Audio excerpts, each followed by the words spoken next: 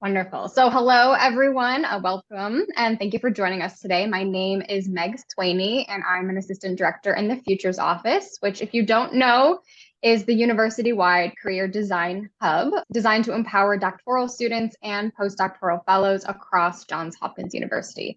So, we are thrilled to host the Academic Job Search Series, which we hope will provide you with the critical tools and insight necessary to confidently navigate the academic job market. So to kick off this series, today we're going to be learning about logistics, trends, and opportunities while navigating the academic job market in the humanities and social sciences with Dr. Christy Thornton and Dr. Todd Shepard. So you're aware of the plan for today. I'll start with a brief introduction of our speakers, and then for the first 30 minutes, I will be moderating a discussion with our two panelists. And then around 12:30, I will open the floor for questions. However, throughout our conversation, feel free to drop any questions that come to mind in the chat, and then we will revisit those during that live Q&A. Also, during the Q&A, if you feel comfortable, feel free to unmute yourself, turn on your camera, directly address our panelists and our attendees. And as you should have heard at the beginning, please note that this session is being recorded and it will be available for you to review on our YouTube channel. So don't feel like you need to necessarily be writing down every single thing that our panelists are saying. You will be able to review the recording. So we have a few more in the waiting room I'm going to omit real quick. So without further ado, let me first introduce our lovely panelists. So first we have Dr. Christy Thornton, who is an assistant professor in the Department of Sociology and the co-chair of the program in Latin American, Caribbean, and Latinx Studies.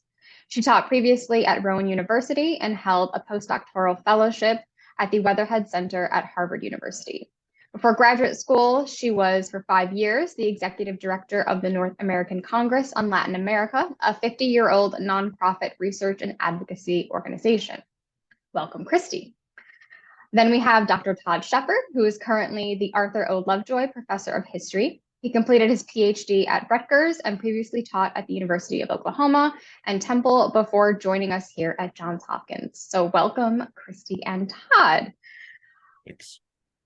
Thank you for being here. To get us started, I'll start with you, Christy. So to begin, could you just give us a sense of your career trajectory? So how did you end up in your current position? That's a really good question. And as a trained historian, I got my PhD in history at NYU in 2015. I will say that there were many contingencies involved. It was very much a set of circumstances about which positions were open at which times. I interviewed for my first tenure track job my 5th year in graduate school, did not get that job, luckily, because I had only written 1 chapter of my dissertation. And so I would have been pretty unprepared to launch into a job. And that was at a CUNY school, a pretty high teaching load in New York. The next year, I had 1 tenure track offer, which was my first job at Rowan University, which is in the same system as Rutgers. It's a state university in New Jersey, in South Jersey, big R2 teaching school. And that was the only offer that I got that year. As some of you who are in history will know, the history job market is incredibly tight, and the number of positions for a historian of modern Latin America is very small in any given year. And so I taught there for 2 years, and there I was doing interdisciplinary work. I was teaching in both history and the international studies program, which is a kind of broad interdisciplinary social sciences program. I have a background in both economics, economic development, and political science, as well as a PhD in history, and now I teach in a sociology department. I came to Hopkins after spending a year at Harvard doing a postdoc, which I thought was just going to be a sort of leave year from my previous job where I got to work on my book, and then this Hopkins opportunity came up. It came up because the department was looking specifically for a Latin Americanist. And so I was encouraged to apply. I would not have otherwise thought of entering the sociology job market. I didn't try to apply for a lot of sociology jobs, but this one, because of our department here, was a good fit. And so I ended up here. I've had a really interdisciplinary trajectory. And I think that in some ways, while totally contingent at every step of the way, has prepared me well for what I do now here at Johns Hopkins.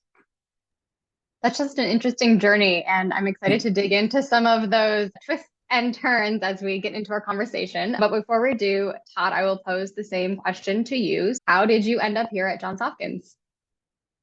Yeah, luck and some hard work. But I got the job at University of Oklahoma in my 8th year. And by that point, I had a mature dissertation, which I defended in the year that I got the job. However, I'd been on the job market, I think, 3 years altogether, and it had a couple on campuses, several on campuses, and those didn't happen. And so I was thrilled to be at the University of Oklahoma. It was a state that I'd never planned to visit, but it ended up being, it's an R1 institution. And so I got a lot of support there, and it's very sunny for the most part too. So that was a big help. And I applied for, over the course of not my first year, I did not apply to any other jobs, but began to apply my second and third and fourth year. And eventually, and I got several on campuses. I actually got one job offer that I was really excited about, but then that fell through. The money ran out. So the offer did not happen. But then the fourth year I applied for a job that was a target. They wanted somebody else who they got, so I'd like to talk about that at some point, but I lucked out and also got a job at Temple University unexpectedly. And I was there for 3 years. And in my third year, I was up for tenure. And I was very frustrated by a series of things that were going on about the tenure process. And so I decided Hopkins, the history department, had written me to see if I would apply for a job that they were doing. I loved Temple and had no plans to leave, but then did do this because I was annoyed, and it ended up, luckily I got the job offer and took it because I realized how exciting the possibilities here were. So that was a great thing. And now I've been here for quite a while. So I think I've been here since 2009. Oh, it's interesting to hear that both of you have had unexpected pivots in your academic career. So yes, I definitely love to dig into that a little bit more, but just work us through your process linearly. I'm curious to know, each of you mentioned that you've worked for different types of universities. So what made you decide on the specific job path you wanted to pursue? Teaching intensive versus R1 universities, and what sort of was your strategy for entering the job market, both that very first time you were doing it and then the different other times where you've been searching for new roles? Todd, how about we start with you and then we'll go to Christy. Yes. So I was encouraged. It was not, I don't think the job market was not as bad then as it is now, but it was still bad. It seemed to us very scary, and it was. And I applied very widely. My advisor at the time really pushed all of us to apply as widely as possible. And so certainly in geographic terms, most of all, with some attention, therefore, to questions of size, of teaching responsibilities, and various combinations of those things. But certainly for something like University of Oklahoma, like an R1, that was something that I was interested in. So I applied widely to those schools, like Texas Tech and all sorts of places, as well as everywhere else. And then very few of them, there were very few nibbles, quite few each year, initial and preliminary interviews, which they used to do, but the AHA, at least the American Historical Association, is doing this less and less, and they discourage it from doing at the annual meeting. Very few, even fewer on campuses, but those were really good learning opportunities, I would say, but also great sets of disappointments, which I think is worth emphasizing. And yeah, so it wasn't necessarily fully planned out. What was planned out was once I'd gotten the job, and that was what my advisor had said too. And I think it's an important point. Once you're in the system, it's much easier to move, which doesn't mean it's easy. Like it's really difficult to move to, but it's much easier for someone that's already been authorized, that has gotten a tenure track job in particular. So that's something that's really worth pointing out. And so once I'd gotten that, my advisor was like, I will do anything to help you get back to place closer to where you want to be, or where your family is, or where your friends are, et cetera. But then as I said, I held off. And then after being in Oklahoma, I only targeted jobs at universities that were both better, it seemed to me, and there's not that many out there that offer jobs, and that were in places that I'd prefer to be rather than where I was. So that narrowed it down quite a bit, which also again narrows down the possibilities of disappointment. But it ended up working out. And then again, as I said, for the Hopkins opportunity, I was not looking to apply. So at that point, it's a different stage of my career. Great, thank you. I love that you touched on the geographic piece, because I know for many that can be a constraint, a concern. So nice to hear how you navigated. Christy, I would love to hear how you approached entering the job market. Yeah, so I would say I felt once I got my first job, I realized how little I knew about what the kind of landscape of higher education in the United States looked like and what different kinds of professor jobs there were. I think if you go to a school like Hopkins, PhD granting institutions are some of the most elite at the top of the food chain. And it can be easy to think that the professors that you encounter while doing your PhD training have the kind of jobs that are what professor jobs look like.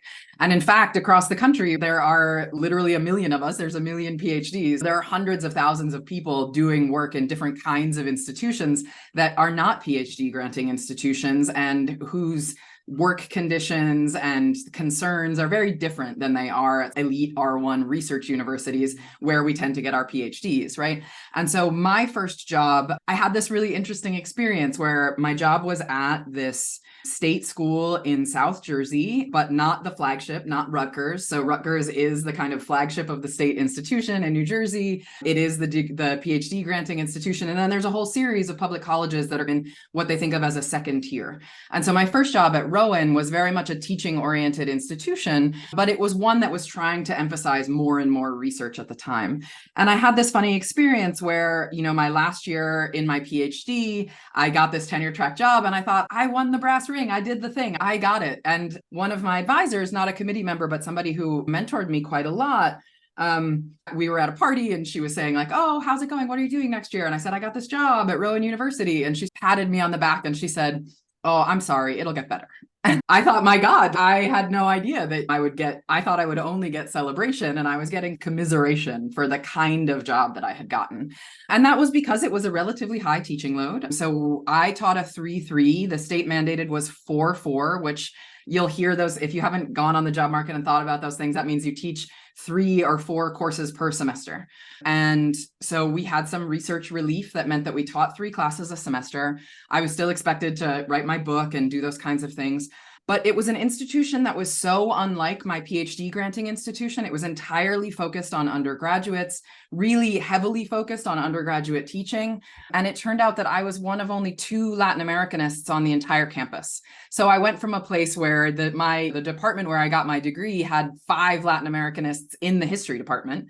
And then I ended up at a place where I was one of 2 people who studied Latin America across the entire campus. The other one was an archaeologist who studies pre-Columbian Peru. And so we had very little to say to one another.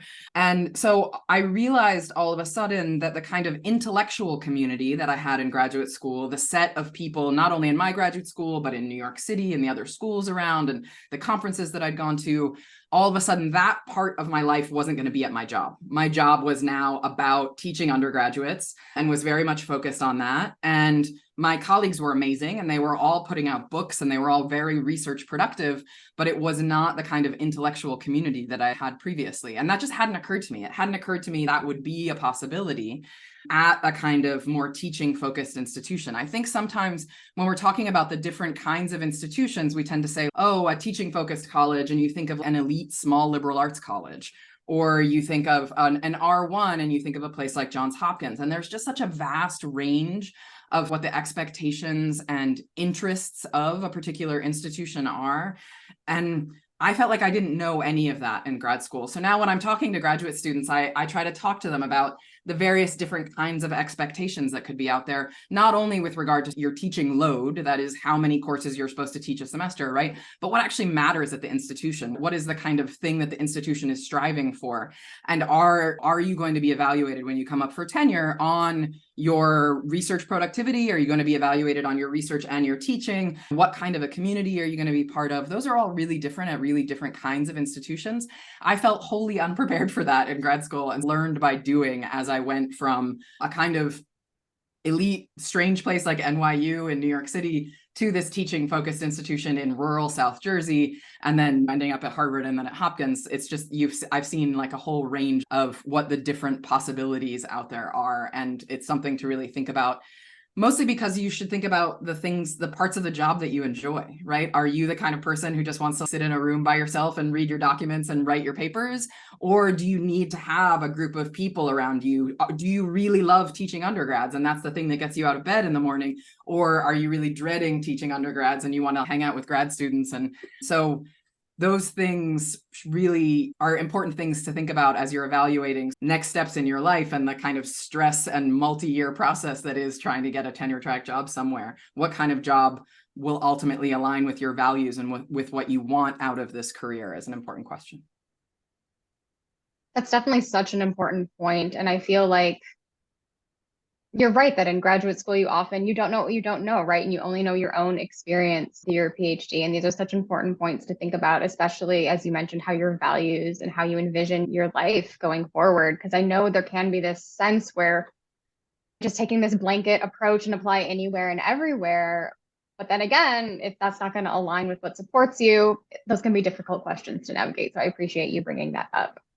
So in a similar vein, both of you have touched on aspects of this, but I'm curious if you can talk about some of the biggest challenges you faced while on the job market. And I know I personally am curious on how you both have dealt with rejection and disappointment and getting the courage to keep going in the face of some of those letdowns. So again, Todd, we'll start with you and then we'll have Christy. Yeah, unfortunately, it's a super important point. I think one has to go into any job market situation knowing that you're going to be devastated. Even if you get the job that you really want, if there's 5 jobs in your field or 20 jobs in your field or however many jobs there are, and there's the top one that you have your eye on and you get it, a substantial portion of the rest of them will have rejected you. They either never write back, will not ask for more information, more materials, will not invite you for a preliminary interview, will not invite you for an on-campus, will not offer you the job.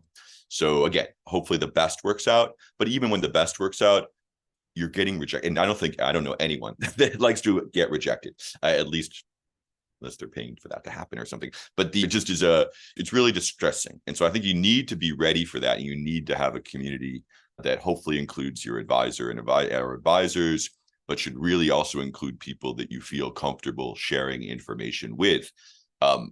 We all know that graduate school is full of intense friendships alongside collegiality and intellectual sharing. We also know that there's everyone's trying to go forward on their own as well. So there can be jealousy, there can be uncertainty. So you want to make sure that you feel comfortable sharing information, but definitely I urge everyone to have a couple people, ideally people that are potentially out of your field, at the very least, potentially out of the academy, ideally, who you can share with. Someone that has some knowledge is helpful too. So far out of the academy, they might not fully grasp the limits within which you're working. So that I think is really important to not think. So I think that, and there's very different challenges and different things. I will just bluntly say that I remember leaving when I was in Philadelphia for the Temple job search, leaving afterwards.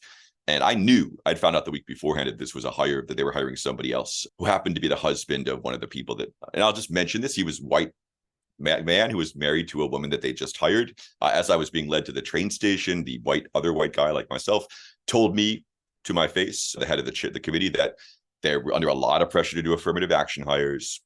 So people will lie to you because they don't want to be bearers of disappointment. I ended up getting they offered me another white guy. They offered a second job. So this is not surprising in the statistical and reality of our country, in the academy. But there's also people don't want to let you down, so they won't write you.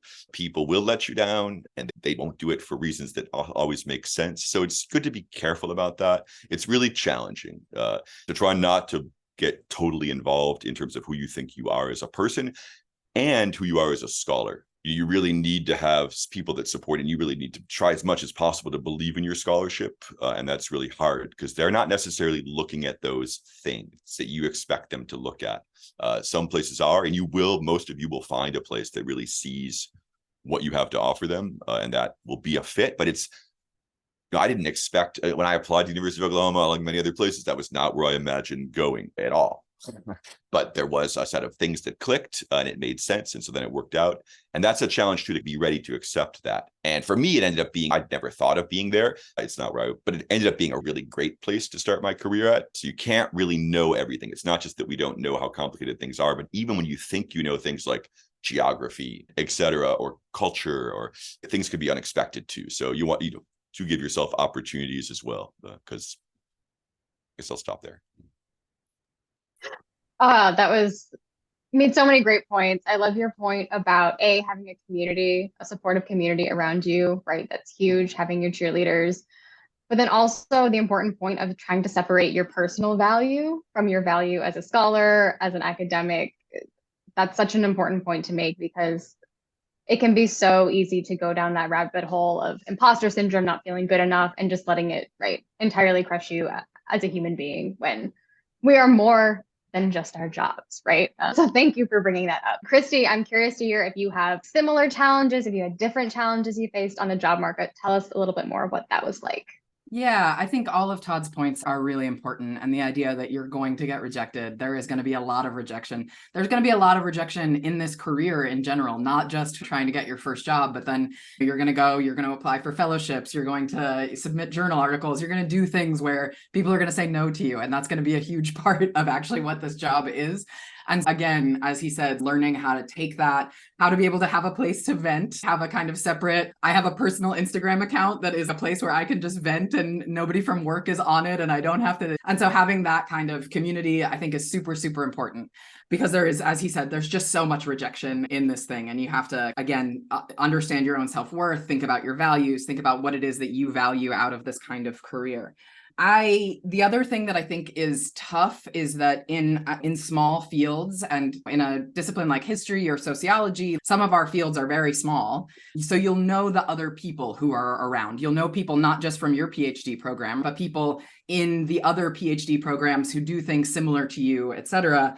And if you do, one of the kind of crushing things, if you do get the job, if you get the thing, is the survivor's guilt. You will have very dear friends. You may have a partner. You may have people in your life who are doing everything you're doing and not getting the job, right? And so that kind of question of, do I actually deserve this compared to this other person who is doing just as well as me, who got their journal article in, those kinds of doubts are really a difficult thing in such a tight job market. And so again, having people to process that with is super important. I thought I'd share an anecdote about one thing that Todd raised that I think is so important is the idea of not being in competition with the other people who are on the market as you at the same time. Like you might have an idea of what you think the best job is and you want to go for it.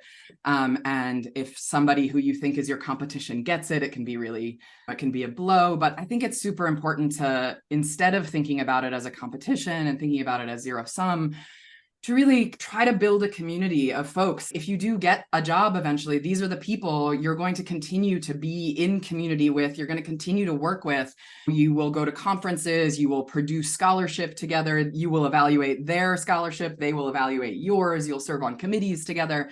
So you're going to continue to be with the people who are your quote unquote competition, either from your own graduate cohort or from other graduate cohorts who are on the market at the same time as you.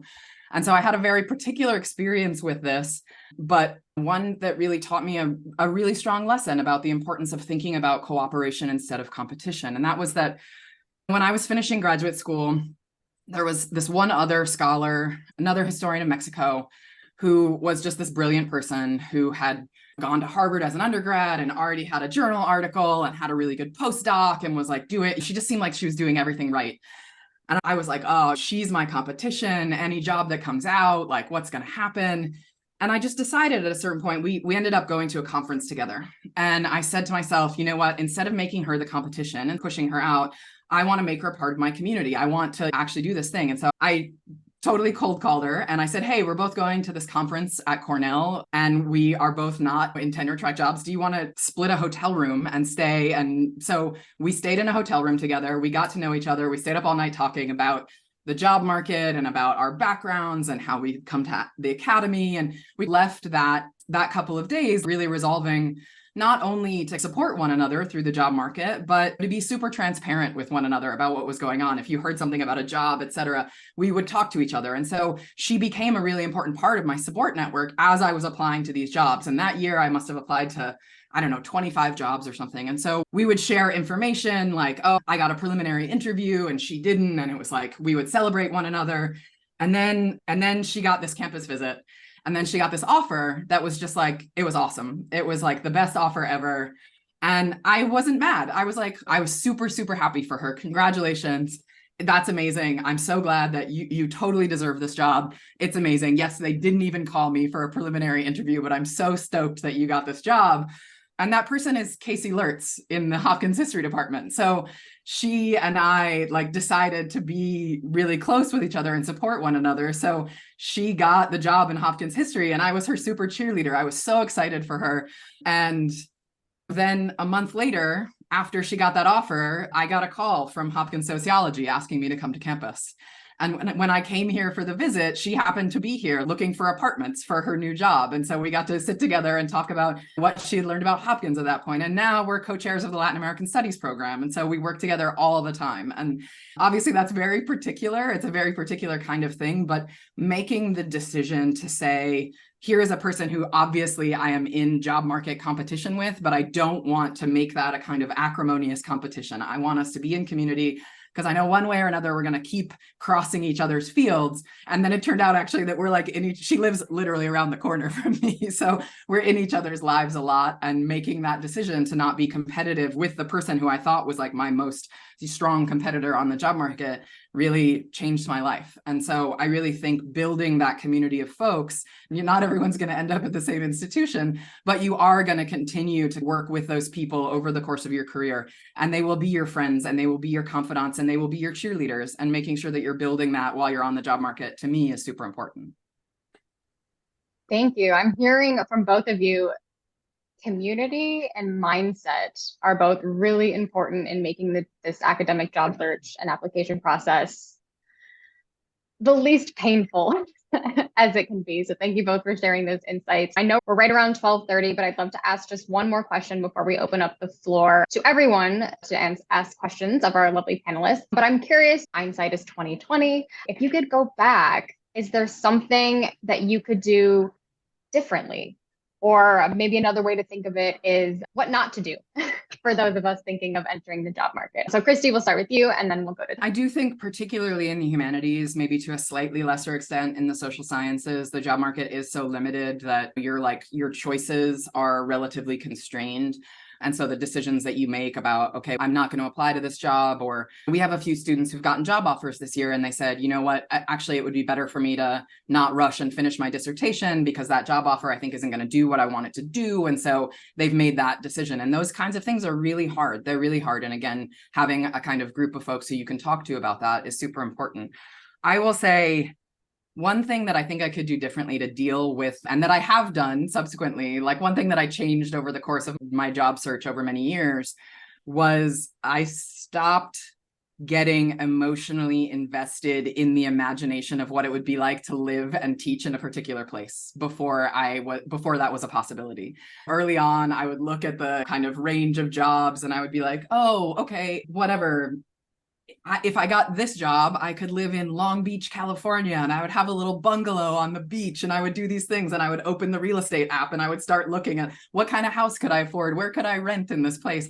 And eventually I realized that I just had to stop doing that. Like when I applied for a job, I could not get emotionally invested in, oh, my good friend from college lives there, and so I'm going to call them and talk to them about, oh, wouldn't it be great if I could move to your city? Because I was just setting myself up for a kind of heartbreak. I was breaking my own heart. And so that was one really important thing that I stopped doing after my first couple of rounds on the job market, was just not letting myself get so emotionally invested in the possibility of any one job. Because one thing, that you learn once you're on the other side of it and you start serving on job committees and you see these things is, like, of course, the quality of the work is the most important thing, right?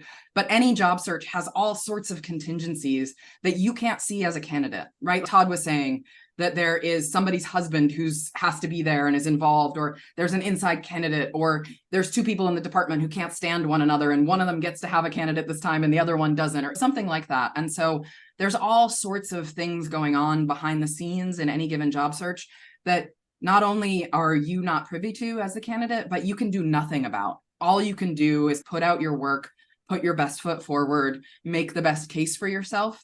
And there are going to be times, as Todd said, there's rejection over and over again. There are going to be times when even when you do everything right, that job is not going to be available to you for whatever contingent reason. And again, that whole question of kind of not staking your self-worth and not putting a bunch of emotional investment into that kind of the imaginary of that job, that was an important thing for me to not allow myself to continue to do and break my own heart over the years of doing it.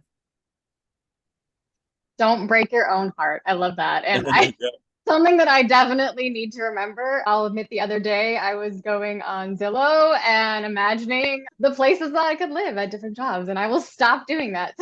So I'm glad you offered that piece of advice. Thank you. All right, Todd, I'm curious, are there things that you wish that you could have done differently on the academic job market? I do feel very lucky. So in general, I feel like things went fairly as well as they could have. That being said, yeah, don't beat yourself up over mistakes that you realize that you've made or choice. So like there were two early on campuses, and one I remember it's in the British system. I'd applied to an English university, and there they bring you all together. All the candidates, the finalists are there on the same day, and you sit and watch each other give job talks, and then the process happens basically by the end of the day, they've called somebody. So it was very intense. And then at the end, then there was there's in the interview they were like, would you take the job? And I was like, I don't even know. I'm so just discombobulated by the whole thing. And so I don't think that explains why I didn't get the job offer. But I was like, oh, I should only be positive, which is a good thing to be. So, and I remember another on campus where I was like, gosh, you've done horrible. Like the recent architectural discussions. Is there any way to intervene in this? Or what they've done on campus? That too, I was like, this was probably not the thing to do. But the main point here is don't spend a lot of time beating yourself up about it, reliving it. So it's the kind of mirror image of what Christy was suggesting about kind of the imagination and the investment, emotional and otherwise, that we put into possibilities.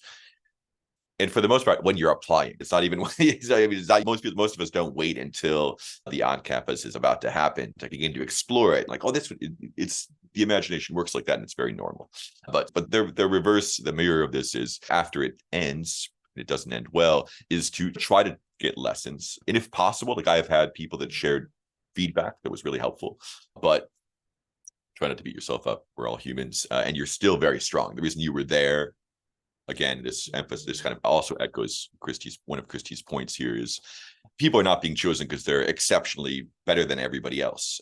For the most part, there's just an exceptionally strong group of candidates out there, and many of them you probably have some contact with in your field. And so it's, on the one hand, you don't want to just it's easy to target the people and be like, they're the enemy, particularly for grants and such like that, but for jobs too, when there's a lot of other people out there who are very strong, but still a lot of good people. That's true. And so to the fact that all the kind of different complications and backstories that Christy emphasized too are something you can't really control. So try not to beat yourself up about small decisions that, again, may have played a role, but are probably not something that's going to determine where your future goes. And there are probably other reasons as well. I'd love to ask a follow-up question. You mentioned feedback, and I'm wondering your experience on, you've gotten those rejections, you're wondering why, what can I do to make my application stronger? What has been your experience with, if you have, reaching out for feedback? Has that helped you? I'd love to just hear a little bit about whether or not to, just your experience with asking for feedback. So go ahead, Todd. Yeah, so I had the English situation, for example. I had a friend who was on the committee. So she helped me understand, like walk through that. The same in other situations. But then on at least two other situations, I did write directly to the chair who had offered this possibility. And it was good stuff. In both cases, it was about teaching. Not necessarily, I didn't teach a course, but it was about how to engage in ways that demonstrate your strengths as a teacher. One of the many universities, again, just to emphasize, like the United States has over 6,000 institutions of higher learning. Like France, the country that I work on, which is a fourth the size, but has 90. So these are just radically, there's so many different things out there, but you're going into these situations, and so many of them you'll teach a class or something, but for many of them, like certainly our one places, don't necessarily, but the job talk is a key moment of teaching expertise, of showing who you are as a teacher. So that's something to be aware of, and getting attention on that. Most of us in grad school, particularly at a place like Hopkins, that's not the primary focus of our training, is teaching, and there are reasons for that. But so that type of information and feedback was really helpful to me. Like Socratic method would have been helpful. Things like that. Great, thank you. And Christy, I'm curious, have you had experiences with asking feedback from rejections? How did that go?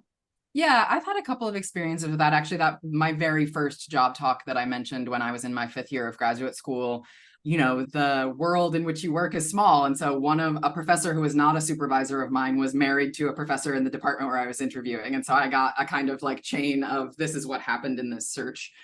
feedback. And so I understood. And that in that search, it was entirely about sort of contingent things among the faculty and who was pulling for whom and et cetera. And so I was able to learn that lesson quite early, that there are things that maybe don't have anything to do with your scholarship that might affect who rises to the top of the, as Todd said, the pool of any one of the 4 or 5 people who come for a campus visit would be fantastic at the job, right? Like any one of you could get the job. And then I've had people both in for jobs and for fellowships, et cetera, write to me and ask for feedback. And I've written and asked for feedback. And sometimes what people tell you is, I'm sorry, I'm not at liberty to say, and that's fine. And sometimes they will give you good feedback, along the lines of what Todd said. Oh, in fact, we needed somebody who could cover this kind of class and we didn't see that demonstrated, et cetera. And I do think that it's completely within the bounds to write and say, hey, could you give me any advice for doing better next time, or like anything that I did wrong? And if they can't tell you, they can't tell you, and that's fine. But it definitely doesn't hurt to ask that. Wonderful. Thank you both. I fear that I've gone over my allotted time. I had a lot of burning questions. So I want to open it up to the audience, to anyone who has questions for Todd or Christy. So you can feel free to put your question in the chat, or I encourage you to just unmute yourself, ask your question, and yeah, go for it.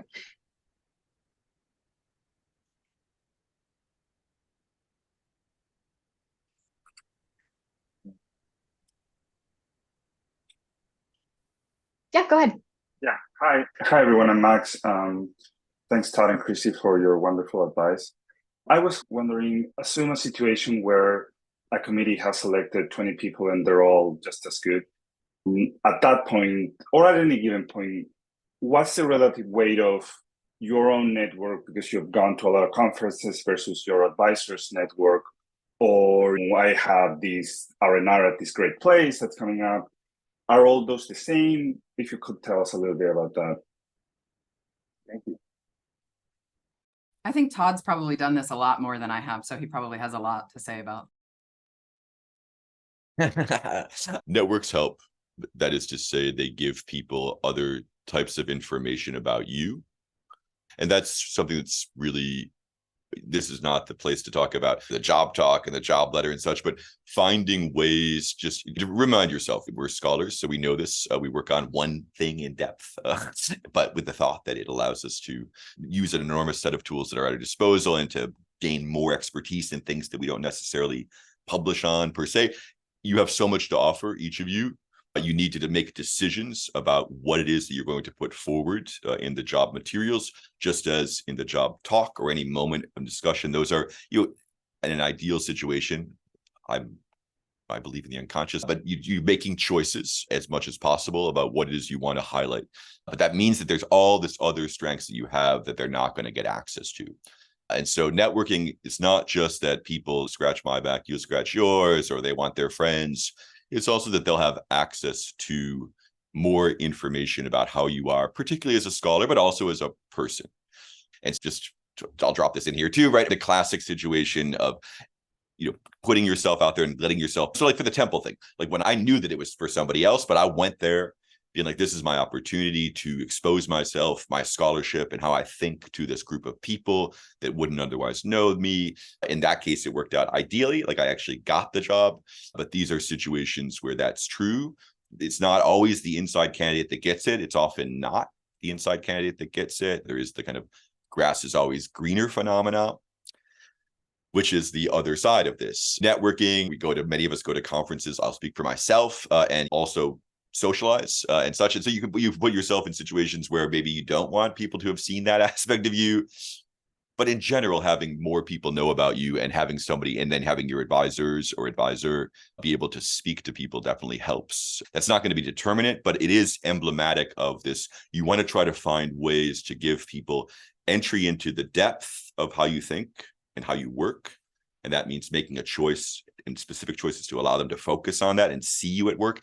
And then you also, at the same time, this is the complicated part, want to find ways to make it easier for them to get access to all the different strengths that you have, which no possible job talk or one day on campus, even though that's a lot, or even just reading what you've already done, will allow them to do. So again, networking is one way to do that. But Yeah, the only thing that I would add, Max, is that I think that if there were a formula that we could give people that was like, it's 30% networking and 50% you're like, what the H index of the journals that you're publishing in, that kind of thing, we would have it figured out and people would be able to get whatever job they wanted. And again, because there is so much contingency in any one of these searches, the thing to think about are the things that you can control. You are, as Todd said, you want to put your best foot forward and demonstrate both the depth and breadth of what you're doing when you're on campus or when you're in an interview.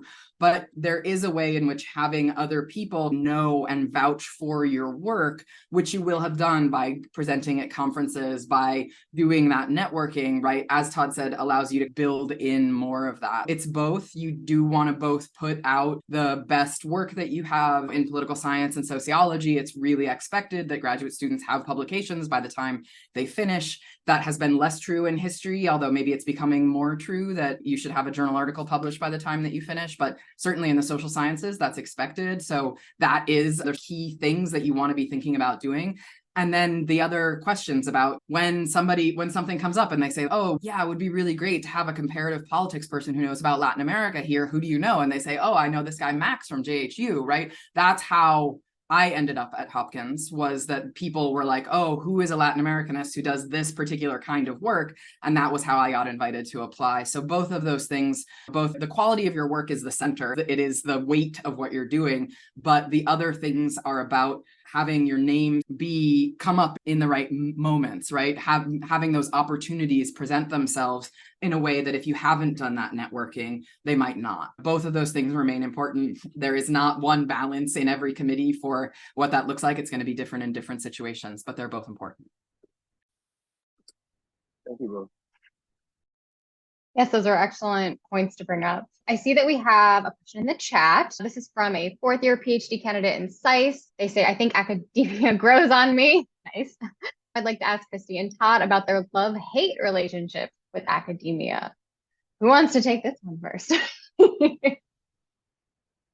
I can start because I had a career before I decided to go back to grad school. And so I made a very specific decision. I was the executive director of this 40-year-old nonprofit at that point. I had a career, I had something that I was doing. And so I made the decision to go back to graduate school because of people that I had met, because academics that I knew convinced me that it could be a good path. The one thing that I'll say, and there's lots of things to say about the kind of love-hate relationship with academia, and it's very difficult. And I, in particular, if you have what's called in terrible parlance, the two-body problem, if you are partnered with someone who is also an academic, that adds another layer to this. And that has been a big determining factor in my life over the last 8 years or so.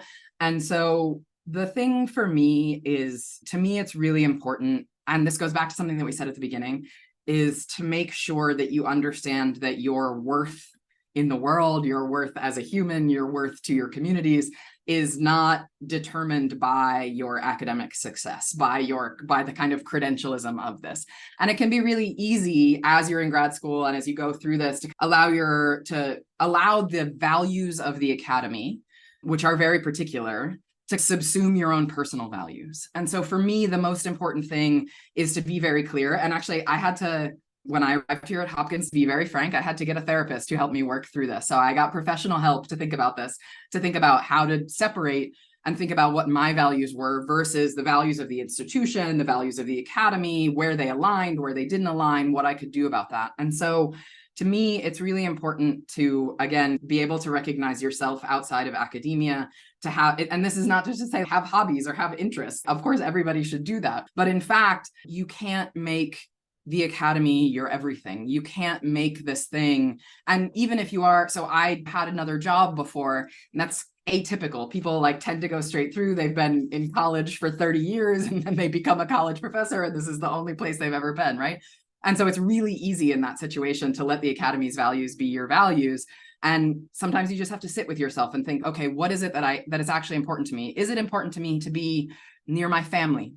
Do I want to be far away from my family? Is it important to me? Am I going to have kids? Do I have a partner? Do I want to be in a big city? Do I want to be in a small place? Like the kinds of things where you're like, what actually makes me happy can be at odds with what the academic job search and having an academic job throws at you. And to me, trying to be clear about those things and realizing that the academy can't be and do everything for you.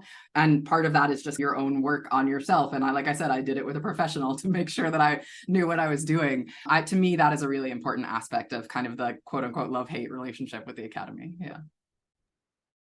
Thank you, Christy. That's wonderful. To me, to do that self-work, that introspective work, incredibly important. Todd, how about your love-hate relationship with academia? I feel like I'm speaking from a place of real privilege, so I don't have a lot to say. But I do have to say this particular framing here is the looking for a job thing. So if you were aware that there are certain things that you really love about the academy at this point when you're applying for jobs, and also things that you really don't like, that could certainly be issues that could play a role in how you think about where to apply, if there are going to be limits or frames or filters on what type of places you apply or what type of jobs you apply for. So that's something to think about. If you have that, certainly to bounce back to a point that Christy made when she was describing her arrival at Rowan, it's just going to be really unexpected. And so the things that most people get really frustrated about are not things you can really predict at this point. And they can't, that is about the type of institution, about the thing. A lot of them are really specific, and they can come to seem, for good reasons, but also it might not be true, emblematic of the academy, of the university, because we all do work, right? We all know that there are, like, anecdotes are not the analytic category that we're supposed to look at, but they weigh heavily on us. Yeah. So if you have some clear ideas now about what you really don't like, you might try to frame your job search in ways to avoid that, and frame it. Again, there's, like, for most of us in most fields, there just are not that many job options. Only going to the places where they have what you love might not be the best solution. Again, I would emphasize, again, getting in somewhere will make it easier the next round for the most part to apply elsewhere. But yeah, but I've had a really positive experience. And I just think the situation, the context now is so different that it's more difficult for people, both in terms of getting jobs, and we all know the kind of ways that the universities are under attack, the ways that both from within and without. So let's not talk about that. And I think one thing to add is that this kind of work and the stuff that you guys do at Futures is so important, but there is a real kind of selection bias, a confirmation bias here, because the people that you talk to about this are precisely the people who have made it, right? We are the people who ended up at a place like Johns Hopkins, and so we can tell you about our trajectory. But as I said, I have cohort mates, people that I went to graduate school with, people whose dissertations and journal articles were incredible, who I looked at them and I said, they're doing everything that I'm doing. And those people don't get tenure track jobs. And so there's not necessarily like a rhyme or reason to it. And so again, that thing about not making your worth the worth of the way that you're evaluated by the academy, because again, the academic job market, particularly in fields like history and in the humanities, is just such that statistically the numbers are against you. There are many more PhDs than there are tenure track jobs. And so the numbers are against you. And so there are going to be people who are doing everything right and not making it. And the people that you're talking to and things like this are those of us who have somehow managed to make it through luck and hard work and contingency and a whole other number of things, that if you were talking to the person who is me but didn't get this job, they would have a different perspective on how to answer that question. And I think one place that's really good for that actually is Twitter. Like Twitter helps you make contacts with people who have different kinds of academic experiences, who have done other things. Obviously, there is a lot of negativity and a lot of like ridiculousness on Twitter, but there is also a really strong community of folks who have been through the meat grinder of the academic job market and who are very clear-eyed about it. And I have good friends who were on the market post-PhD for 7 years before they got a tenure track job. And now they have a tenure track job and they can talk about what that looked like. And so that is a place where you might find advice and ways to talk about this that are not ones from those of us sitting in chairs at offices in R1 institutions. Thank you, Christy. That's a very important point to bring up. Yes, we were talking about networking earlier, and social media, Twitter also plays into that, as well as finding communities not only for support, but also making connections with scholars, as Christy had talked about. We have a few minutes left. There's a couple more questions in the chat, so I'm going to go directly to those. So do you have any thoughts on the impacts of demographic identity in the arts and social science job market, especially for international scholars? In many cases, it looks like specific countries and regions of origin bring particular advantages and disadvantages in some fields of political science. How to overcome these challenges?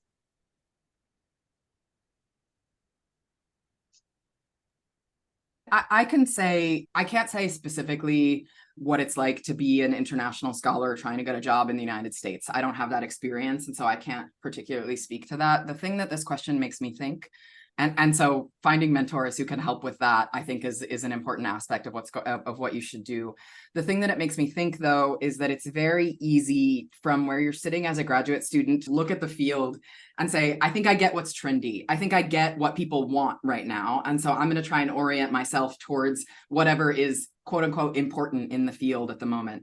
And if you do that, and that is in some ways a betrayal of what it is that you actually care about, if you're leaving behind what you're actually interested in to chase something that seems like it is the hot thing of the moment, that thing can really change very rapidly. And so the thing that when I was first on the job market, the only thing historians were talking about was the transnational turn. Everything was transnational. And so everybody was writing a dissertation that was transnational. And that was just the way that we talked, and the most important thing. And that has since fallen in importance. That's not such a hip and cool thing to talk about anymore. And so really pouring your whole self into what you think the market wants, or what you think are the kind of trends in your field, in ways that pull you away from what you're really interested in and what you want to do, will ultimately make you unhappy. So try to do what seems like it's sexy right now can ultimately be, again, a betrayal of your kind of your own values and what it is you actually want to do with your life. To me, that's the important thing to think about, regardless of whether the kind of topic at hand or the place that you're studying or the issue seems like it's the most trendy thing at the moment. Yeah, I guess I would say it's worth emphasizing again that the default is a American born, US born, US raised, white, cis man. And so anything else, anything that looks something different is probably barely different. There's probably, maybe there's some group or some identity but the default is that, right? So any attention to something else, you might notice it. It might seem particularly flagrant to you in a particular moment in the last couple of years, or in one particular field. So those are, and that's not true, but there is the kind of general default. If people are not paying too much attention, that's where it's going to land. So there's that. It's possible, again, networking is one way to think through this, but then how do you actually grapple with it? In particular, the way that you phrased the question, Anu, is about particular fields. In political science, you talk about specific countries of origin or regions of origin. It's some fields of political science. So that could be something that you address specifically in your work. It's, again, something that networking can help people think through. The one thing, so that's slightly different framing. The one is, as young scholars who are not already in jobs, and this is something that people that already have jobs know, if you're in underrepresented minority groups, that's where you want to be somewhat suspicious about requests to apply. That you're not just being fished for numbers, which is something that a lot of senior scholars have experienced, people being asked to apply to something where the committee really just wants to show that they've made the effort. So I just want to note that as something there. But there's a lot that you just can't control. And so it's very frustrating. Different forms of discrimination and denial of types of expertise that link them to identity are real. So we need to fight those as much as possible and try not to reduce it to your own situation. Again, this is just one other space where it's really easy to beat yourself up or to imagine that it's something that you could control at this individual level. So much of this is structural, like so many things, which doesn't mean through excellent work and positioning yourself, you don't put yourself in a better situation to be fully appreciated. And again, so you're trying to find different strategies or tactics that allow people to get access to what for each of you is just such a wide spectrum of talents and skills and forms of expertise and things that you could contribute to, that people only have access to a real small slice of it. And what you describe as demographic identity, that's one of them, right? I guess that's where I'll stop. Thank you both for your insights. I realize we're right at 1 o'clock. There's just one other question in the chat, which I think will require both a quick answer. So I'll just quickly pose it to each of you, that when you were applying to jobs, were you all eggs in the academic job basket, or were you also looking at different markets? So Todd will go first and then Christy. I was all in on the market. I went into graduate school having had this previous career, and I should say Todd finished in 2009. I started in 2009, and for those of you who are maybe a little bit younger, I'm much older. okay. I started my PhD in 2009.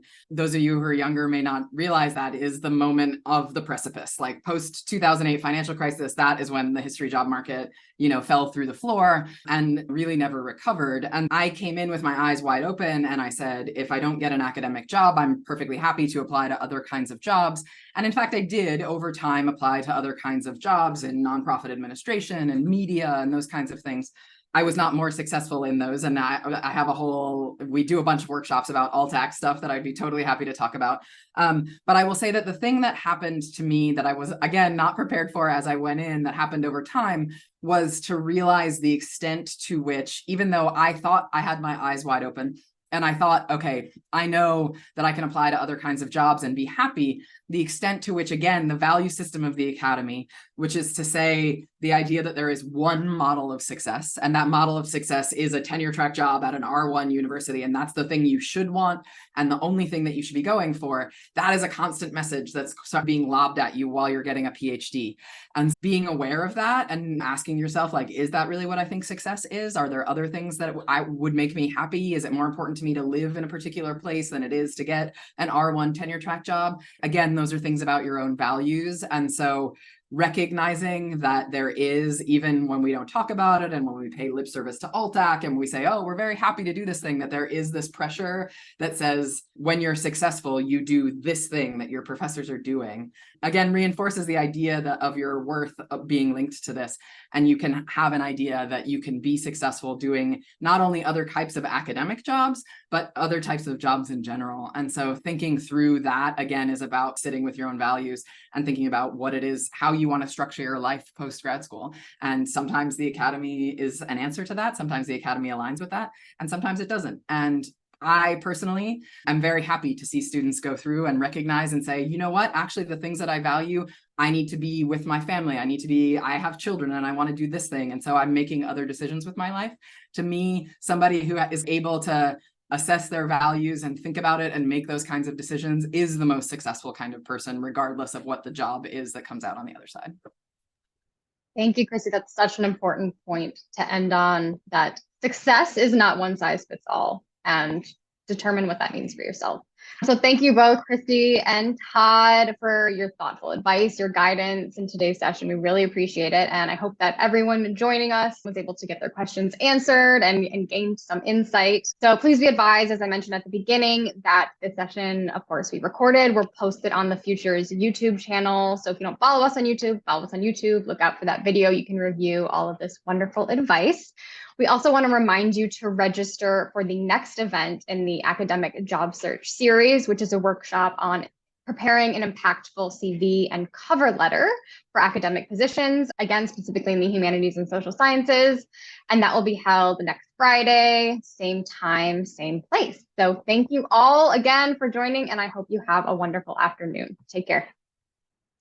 Thanks so much.